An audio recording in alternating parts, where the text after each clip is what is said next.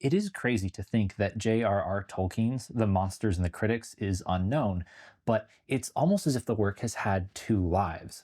In the academic professional study of Beowulf, The Monsters and the Critics is considered a turning point in the poem's critical history. Tolkien's essay is still regularly cited by Old English scholarship almost 90 years after it first was written. And yet, for many fans of Tolkien's fantasy, Tolkien's academic impact is not nearly as well known. Hi, I'm Dr. Gavin Davis, and this video is going to be a summary and guide to what was probably Tolkien's most important scholarly achievement, Beowulf, The Monsters and the Critics. You don't have to have a mastery of the Beowulf poem to follow along. I'll summarize the plot here in a bit. This video might even be a good intro to Beowulf if you're pursuing this line of Tolkien's academic interests further. As we get started, this is the edition I've used for my study. I found The Monsters and the Critics to be kind of tough to track down, even in my university's library system, but The Monsters and the Critics takes up about the first 44 pages of this collection of Tolkien's essays. If you're interested in a copy, I've included an Amazon affiliate link in the description below. The Monsters and the Critics might not be as well known today because its significance is rooted in its moment in the history of Beowulf scholarship. You see, we live in a post-Monsters and the Critics world, so to understand why Tolkien's intervention is significant, we have to start with what Beowulf scholarship was like in his day. For those for whom it's been a while, Beowulf is a long medieval poem written in Old English, probably around the early 8th century or so. The poem's action is set during an earlier legendary period in Scandinavian history. The basics of the plot are pretty simple. A warrior, Beowulf, travels to the home of a Danish king, Hrothgar, who is being plagued by an ogre-like monster named Grendel. Beowulf defeats the monstrous Grendel, and when that doesn't solve all of Hrothgar's problems, Beowulf defeats Grendel's monstrous mother as well. Having sorted things out in Denmark, Beowulf then travels back to his homeland in Jutland, where he becomes king, and then there's a time skip of about 50 years. After this time, a dragon appears that threatens to destroy the nation. The now old king Beowulf fights the dragon and defeats this third and final monster, but is himself slain in the process. And the poem ends with Beowulf's funeral. So there you have it. 3 monster fights and a funeral. Kind of basic, isn't it? Well, that's exactly what a lot of Tolkien's predecessors and contemporaries thought. These are the critics of The Monsters and the Critics.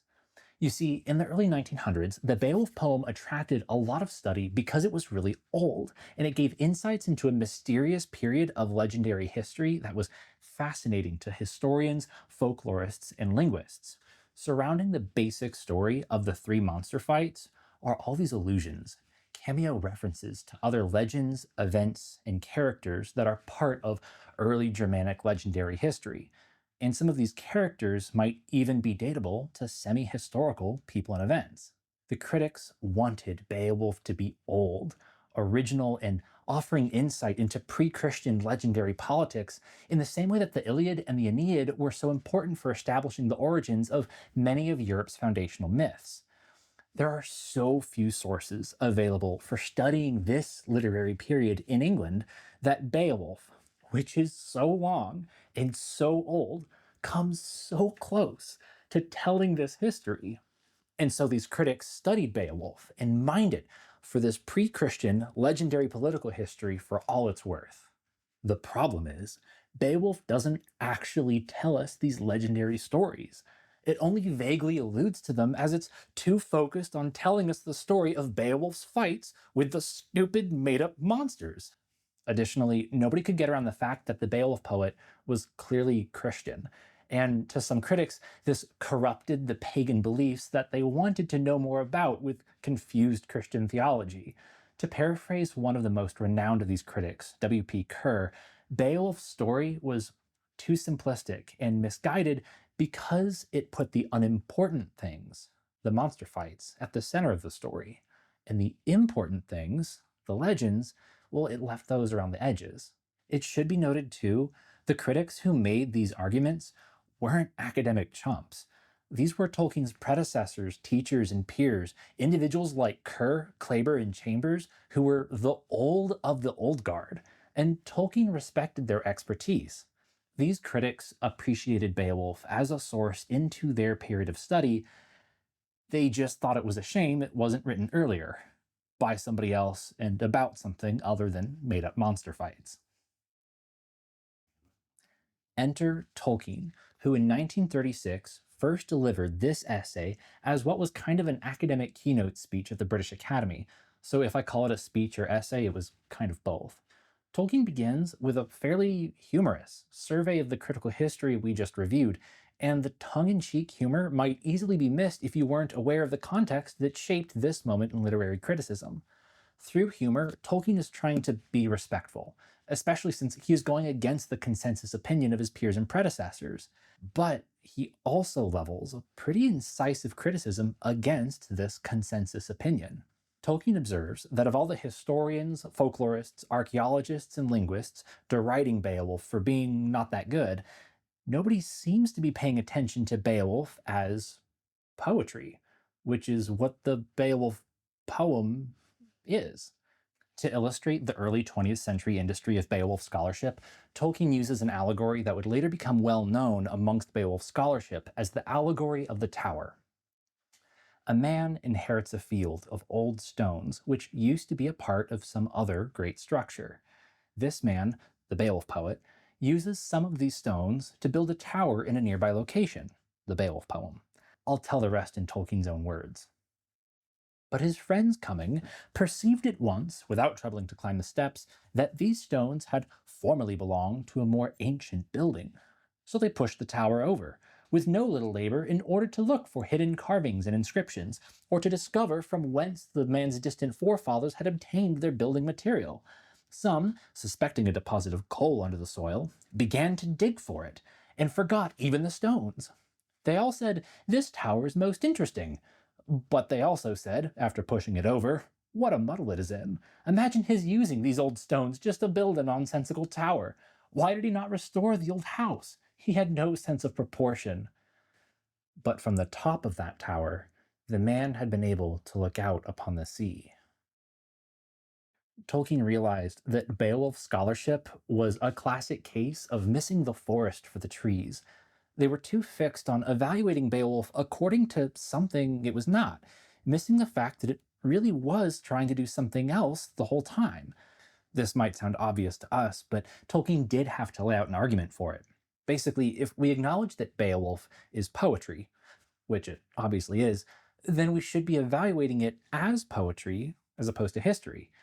And if we concur that the poet was some kind of skilled, which most people also agreed, then we should acknowledge that the poet's decision to focus the story on the monster fights must have been intentional, and not a confused random selection as others thought it was. In fact, despite as cliche as dragons seem to us today, Tolkien points out that dragons were actually really rare in the literature of this period in medieval Scandinavia. Only 3 are recorded in all of the legends. 2 of them are in Beowulf, and one of them is the dragon that kills Beowulf. This means that the poet's choice to include a dragon was not only intentional, but important. So, if we are going to figure out what is truly important about the Beowulf story, it's going to have to include the monsters. And what do monsters do? Well, they fight heroes. And in this poem, the dragon kills the hero. At this time in Beowulf criticism, Tolkien believed, with a few of his contemporaries, that there was a specific kind of heroism that he called the Northern heroic spirit, that was distinct from the classical Greco-Roman heroism that was popular in the Academy in that day. Rather than being characterized by humility and ultimate victory that we might see in a modern Marvel movie, this Northern heroic spirit is characterized by its boldness of spirit and inevitable defeat. Yeah, the protagonists of the Germanic legends and sagas tried very hard to fight for what they thought was right, but there was no escaping the fact that you can only win your battles for so long. The pre Christian Northern ideology was a grim one, where the best warriors and even the gods will die in the final battle of all time. As Tolkien says, according to the traditional phrase, "A man can but die upon his death day." By distinguishing Beowulf's heroism from what was conventionally associated with epic poetry, Tolkien sought to shift the perspective from which we evaluate Beowulf. He argued that we shouldn't consider it an epic, like the Iliad or the Aeneid, or a lay like the later stories about Arthur and his knights. Beowulf was something different, a genre we don't really have a lot of these days. It is an elegy, a work characterized by mourning, sadness, and melancholy for something that has passed. On page 31, Tolkien assigns a new genre to Beowulf. It is an heroic elegiac poem, and in a sense, all its first 3,136 lines are a prelude to a dirge, one of the most moving ever written. But for the universal significance which is given to the fortunes of its hero, it is an enhancement and not a detraction. In fact, it is necessary that his final foe should not be some Swedish prince or treacherous friend, but a dragon, a thing made by imagination for just such a purpose. Rather than reducing the poem's importance, the monsters heighten the poem's tragedy. If Beowulf had earned his fame and died amongst the political squabbles of the earlier legendary heroes, that may have been a good story, and it certainly would have been what the critics had hoped for. But it wouldn't be nearly as grand a scope, since Beowulf's struggles would have been merely human, located to a specific people and place. But the story of humanity's struggle against death is not bound to any one period or place, and neither is it a purely hypothetical one existing only as ideas. This is why the monsters are so important. They're not human adversaries, and neither are they figurative, allegorical monsters standing in for ideas, since a figurative monster means a figurative fight and a figurative death. Within the world of Beowulf, monsters are real, and so is the death that they bring. This balance of life and death, courage and defeat, permeates the poem on a narrative scale as well as within each scene and line. One of the chief criticisms made against Beowulf was that it lacked steady advance or narrative proportion, pacing. You might notice this too if you read it without context. The beginning seems slow and then suddenly rushed as Beowulf arrives at the hall. Then we crawl our way through two monster fights before further flashbacks and extended speeches. Then there's a recap of everything that happened, followed by a 50-year time skip before we arrive at the final monster fight and funeral with yet more speeches. All this gets in the way of the sense of narrative pacing, just like how each half line can feel a bit choppy or disjointed, especially if you have a translation that tries to preserve the original word order. But Tolkien would argue that a smooth narrative progression is not what the poem is going for. Rather, the poet was going for contrast, balance, and juxtaposition, life with death, victory with defeat. And these juxtapositions are not unlike how the poem works on the level of the individual line. Unlike traditional rhyming schemes that pull you from one line to the next, the alliterative meter of Old English creates contrast and juxtaposition as the balanced phonetic units of each half line facilitate and contrast one another. The effect, as Tolkien puts it, is more like masonry than like music. Tolkien, of course, was a much better linguist than me, so I'll let him explain it. Beowulf is indeed the most successful Old English poem because in it the elements, language, meter, theme, structure are all most nearly in harmony. Judgment of the verse has often gone astray through listening for an accentual rhythm and pattern, and it seems to halt and stumble. Judgment of the theme goes astray through considering it as the narrative handling of a plot, and it seems to halt and stumble. Language and verse, of course, differ from stone or wood or paint, and can only be heard or read in a time sequence, so that in any poem that deals at all with characters and events, some narrative element must be present. We have, nonetheless, in Beowulf, a method and structure that, within the limits of the verse kind, approaches rather to sculpture or painting. It is a composition, not a tune.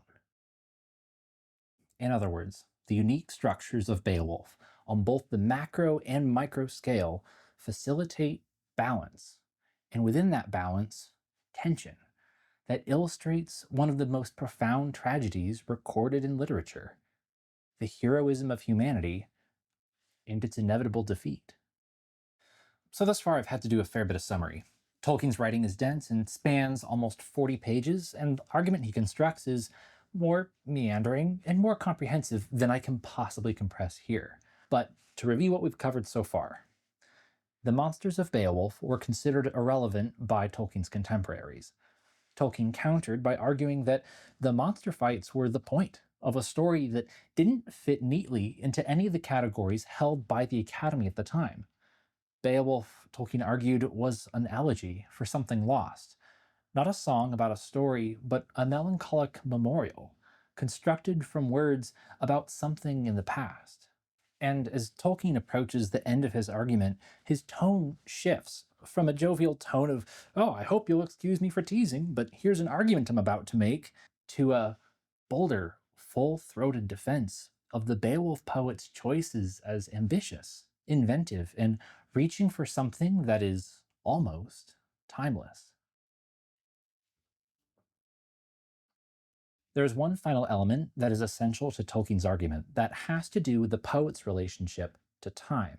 Remember, many of Tolkien's contemporaries wanted Beowulf to be old, offering insight into the pagan, pre Christian era of European history, about 300 to 600 CE. The problem was that Beowulf was clearly not written by a pagan, but by a Christian who lived 100 years or more after the period when much of this part of Europe had been Christianized. Biblical imagery, especially from the Old Testament, permeates much of Beowulf's story, and to the critics, this spoiled the story since it wasn't really pagan, and it wasn't really Christian since all the characters are pagan. Maybe, it's unclear. And this was really frustrating to those who wanted something concrete to study. So Tolkien comes along and argues, well, what if that's the point? Instead of delivering something cut and dried and simple, which history rarely is, what if the Beowulf poet was trying to do something really sophisticated? Tolkien pointed out that Beowulf is the product of a unique place in European history. The poem is young enough to be Christian and not pagan, but it is also old enough to have not forgotten that pagan past. And it's the poem's relationship with that pagan past that Tolkien found so interesting. You see, even though the poem is clearly written from a Christian perspective about the pagan past, it doesn't really condemn these pagans like we might have expected it would, much less damn them all to hell. Of course, it doesn't really celebrate their specifically heathen version of heroism either. Remember, Beowulf dies at the end and leaves his people on the brink of invasion. So, what is the poem's relationship with the past? Well, it mourns the past and the people who lived in that time. It doesn't envy them. Tolkien reminds us that the Beowulf poet wouldn't trade his Christian hope of salvation for the hopelessness of the heathen past. But the poem does honor the ancient heroes, even on their own terms, since the poet didn't refashion Beowulf into a different kind of hero. Beowulf dies, a hopeless hero, as any good warrior of the northern heroic spirit. So, the Christian poet mourns him. And in so doing, the Beowulf poet, though Christian, is profoundly sympathetic to the pagan past. The poet is far enough away from the past to see it for what it is, but also close enough to have not forgotten its beauty. The Beowulf poem's sophisticated relationship with the past is further complicated by our own remove from the poem. Tolkien recognized this, and as he ended his essay with a bid for why Beowulf remains important, Tolkien leaned into Beowulf's complex relationship with time as a story that is itself deeply retrospective. Beowulf was written in Old English, as opposed to any of the other Germanic languages, which was significant for Tolkien in the 1930s, as England was between two world wars and Tolkien yearned for an English mythology, not one borrowed from another European country. And as a myth for a nation tinged with sorrow, with its own complicated relationship with its past, Beowulf is especially appropriate. This is how Tolkien ended The Monsters and the Critics. When new, Beowulf was already antiquarian, in a good sense, and it now produces a singular effect. For it is now to us itself ancient, and yet its maker was telling of things already old and weighted with regret, and he expended his art in making keen that touch upon the heart which sorrows have, that are both poignant and remote. If the funeral of Beowulf moved once like the echo of an ancient dirge, far off and hopeless, it is to us a memory brought over the hills, an echo of an echo. There is not much poetry in the world like this, and though Beowulf may not be among the very greatest poems of our Western world in its tradition, it has its own individual character and peculiar solemnity. It would still have power had it been written in some time or place unknown and without posterity, if it contained no name that could now be recognized or identified by research. Yet it is in fact written in a language that, after many centuries, has still essential kinship with our own. It was made in this land and moves in our northern world beneath our northern sky, and for those who are native to that tongue and land, it must ever call with a profound appeal. Until the dragon comes. This video has been about the monsters and the critics, and it would take a whole nother video to deal with Beowulf's critical history since then. After all, the monsters and the critics was a turning point in Beowulf's scholarship, not the final word. And one of the biggest accomplishments of Tolkien's essay was to open up Beowulf to be appreciated as literature.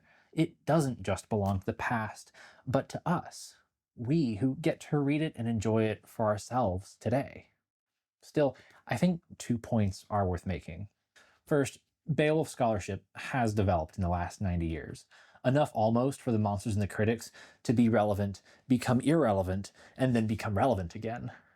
For example, Tolkien's attitudes towards heroism and national myths were pushing new ground in his own day, but current scholarship tries to arrive at something even more precise and historically accurate in its treatments of heroism, nation, and myth as period-specific concepts as well as global phenomenon.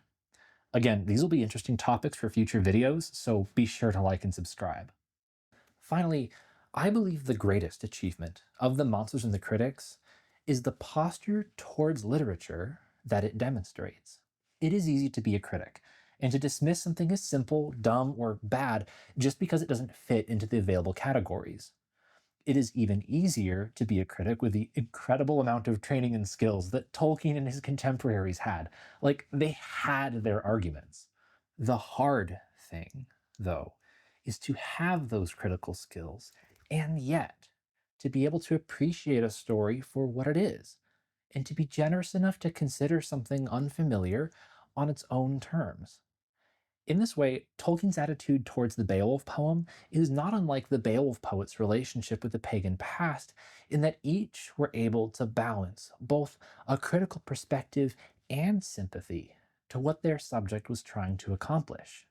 And I think that this generous spirit of sympathy towards a text, paired with the critical skills of being able to analyze something thoughtfully and well, are what sets us up for a healthy relationship with literature and with the past. As always, thanks for joining me in this discussion.